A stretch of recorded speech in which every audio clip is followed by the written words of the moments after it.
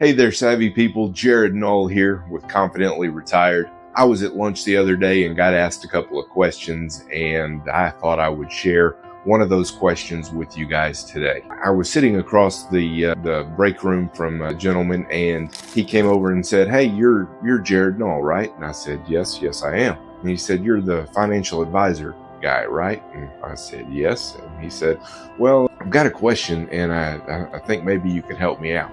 He said, "I bought a stock a while ago, and it's done really well, and I don't know what to do with it." And he told me the name of the stock, and of course I recognized the company. It had shot up in value really quickly. And we talked for a little bit about his situation, and it turns out we knew some of the same people and whatnot.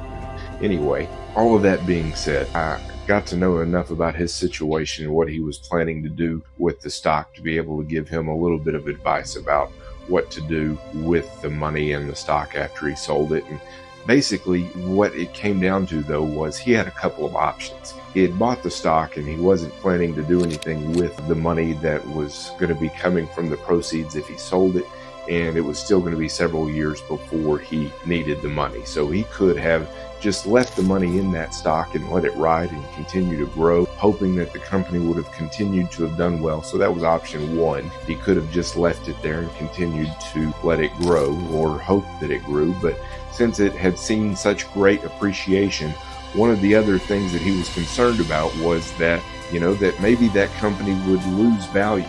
And so he didn't want to have all of that growth just disappear overnight if the company took a turn for the worse all of a sudden. And so one of the other options that he had was to sell everything and just to get out of that company altogether. And that was option number two, was just to sell everything and completely get out. But he felt like the company still was going to do somewhat well. And so option number three that he had was to not sell the stock, or not sell everything from that stock.